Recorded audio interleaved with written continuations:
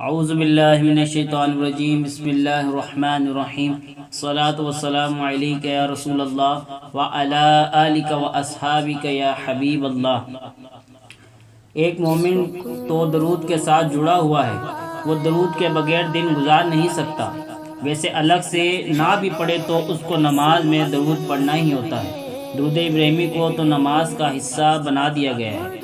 اس کو کثرت کے ساتھ درود پڑھنے کی ترتیب دی گئی ہے۔ درود ایک ایسا وظیفہ ہے جو آپ اپنی زندگی میں جتنا زیادہ شامل کر سکتے ہو کر لو۔ ویسے بھی درود پڑھنے سے بچوں میں تقدس پیدا ہوتا ہے۔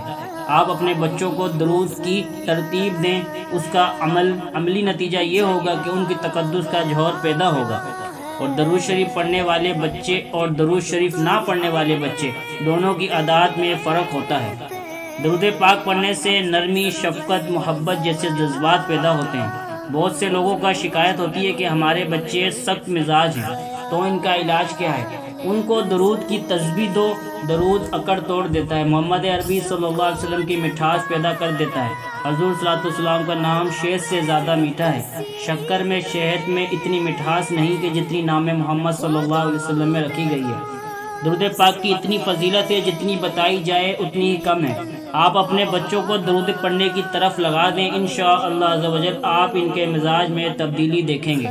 صلو علی الحبیب صلی اللہ تعالی علی محمد صلی اللہ علیہ وآلہ وسلم۔ الصلاۃ والسلام علیک یا نبی اللہ وعلی آلک واصحابک یا نور اللہ۔